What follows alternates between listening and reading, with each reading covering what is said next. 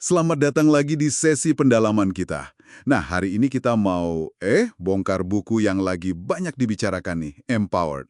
Fokusnya soal cara kerja tim produk di perusahaan teknologi top dunia. Betul. Dan yang mau kita gali lebih dalam itu soal perbedaan mendasar ya, antara tim yang ya sekedar bikin fitur aja, sama tim produk yang bener-bener diperdayakan gitu.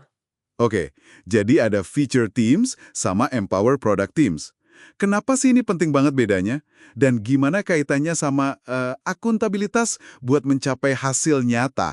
Bukan cuma selesai tugas doang. Nah, itu dia poin utamanya. Jadi kalau kita lihat feature team dulu ya, mereka ini kan biasanya dikasih daftar fitur atau proyek gitu. Pokoknya kerjain A, B, C. Fokusnya itu di output. Yang penting fiturnya jadi. Kedengarannya biasa aja ya. Banyak yang gitu kan? Terus masalahnya di mana menurut buku ini? Masalahnya gini, kalau fiturnya udah jadi, udah rilis, tapi ternyata nggak ngasih dampak bisnis yang diharapkan, atau malah nggak dipakai user, nah siapa yang tanggung jawab? Seringnya jadi abu-abu kan? Ah, iya ya. Jadi nggak jelas siapa yang harusnya punya hasil akhirnya ya. Betul. Timnya mungkin sibuk banget, kelihatan produktif karena banyak fitur rilis, tapi mereka nggak bener-bener diberdayakan buat mikirin solusinya. Dan ujung-ujungnya, ya sulit minta pertanggungjawaban mereka soal hasil bisnisnya. Oke, oke. Nah, terus bedanya sama tim yang diberdayakan atau empower teams ini gimana? Mereka nggak dikasih daftar fitur gitu? Tepat sekali. Mereka itu biasanya nggak dikasih daftar fitur buat dieksekusi, tapi mereka dikasih masalah. Bisa masalah bisnis, bisa masalah pelanggan yang perlu dipecahkan. Oh, jadi dikasih problem, bukan solusi ya? Menarik. Iya. Terus mereka dikasih kepercayaan, dikasih otonomi buat cari solusi terbaiknya sendiri. Dan ini nih yang krusial. Mereka secara eksplisit diminta, bertanggung jawab atas hasilnya, outcome-nya. Jadi, kalau solusi pertama mereka nggak berhasil, gimana? Ya mereka nggak berhenti di situ. Tugas mereka kan memecahkan masalah, bukan cuma bikin fitur. Jadi kalau nggak berhasil, ya mereka cari cara lain, iterasi lagi, sampai masalahnya benar-benar tuntas. Akuntabilitasnya di situ. Di buku ini ada analogi keren tuh, soal mercenaries sama missionaries. Bisa dijelasin dikit nggak? Iya, itu bagus banget. Jadi mercenaries, tentara bayaran, itu ya kayak feature team. Mereka kerja karena diperintah, dibayar buat ngerjain tugas spesifik, yaitu bikin fitur.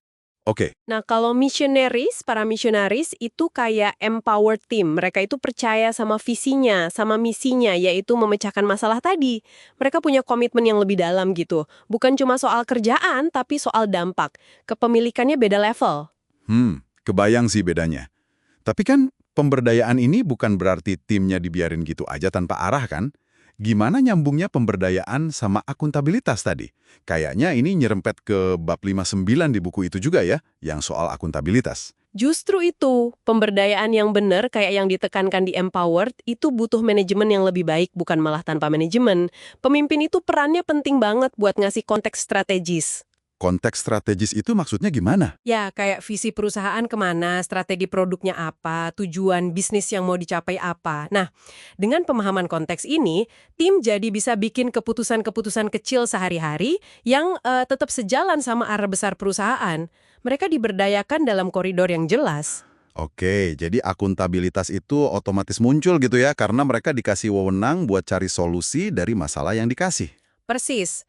Gini deh, kalau Anda dikasih tanggung jawab buat nemuin cara terbaik ngatasin suatu masalah, secara alami Anda bakal ngerasa ini masalah gue nih, ada rasa kepemilikan. Iya juga ya. Nah, rasa kepemilikan inilah yang bikin akuntabilitas terhadap hasil itu tumbuh secara organik. Mereka bukan lagi sekedar tukang yang ngerjain perintah, tapi jadi pemilik misi itu. Dan akuntabilitas di sini itu juga soal integritas kan? Siap tanggung jawab penuh, baik berhasil atau gagal dalam mencapai hasil. Terus, sistem kayak OKR, Objectives and Key Results, itu gimana perannya di sini? Nyambung nggak? Wah, nyambung banget. OKR itu kayaknya diciptain buat model tim kayak gini. Jadi pemimpin biasanya netapin objektifnya. Idealnya, objektif ini adalah masalah bisnis atau pelanggan yang tadi itu. Oke, objektif itu masalahnya. Terus? Nah, key results-nya, yaitu ukuran keberhasilannya, itu diusulkan sama tim yang diperdayakan tadi. Gimana mereka akan ngukur kalau masalah itu udah berhasil dipecahkan? Ini kan secara langsung ngunci akuntabilitas tim ke outcome yang terukur. Bukan lagi sekedar udah ngerjain tas A, B, C. Oke, jadi jelas banget ya hubungannya. Nah, buat kita yang dengerin nih, kenapa sih penting banget buat paham konsep ini? Penting banget. Karena ini bantu kita ngelihat potensi sebuah tim produk yang sebenarnya.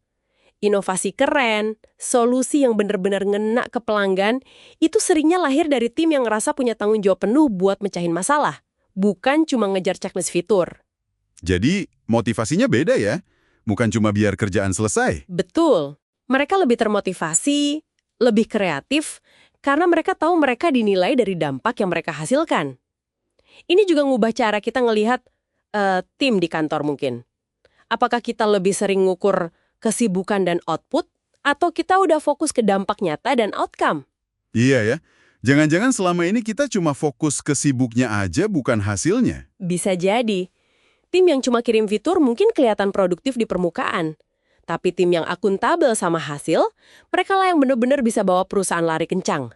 Fokusnya bukan selesai, tapi berhasil. Oke. Jadi kalau kita tarik benang merahnya nih ya, pemberdayaan sejati dalam tim produk itu, intinya bukan cuma ngasih kebebasan, tapi justru ngasih tanggung jawab yang jelas atas hasil. Dan akuntabilitas itu ya sisi lain dari koin yang sama. Nggak bisa dipisahin. Tepat. Tim yang sibuk belum tentu efektif. Tim yang efektif itu tim yang bertanggung jawab penuh atas dampak yang mereka ciptakan. Outcome focus bukan cuma output focus. Nah, sebagai penutup nih, mungkin pertanyaan buat direnungkan sama Anda semua yang dengerin. Coba lihat di lingkungan kerja Anda atau tim yang Anda kenal. Apakah penilaiannya lebih sering soal apa yang udah diselesaikan, atau udah fokus ke dampak apa yang berhasil diciptakan? Dan, mungkin yang lebih dalam lagi, kalau ternyata hasil yang diharapkan nggak tercapai, siapa sih sebenarnya yang pegang tanggung jawab itu? Apakah sudah jelas? Nah, itu dia. Pertanyaan penting buat kita pikirin bareng-bareng kalau mau bangun cara kerja tim yang lebih berdampak ya. Oke, sampai di sini dulu pendalaman kita kali ini.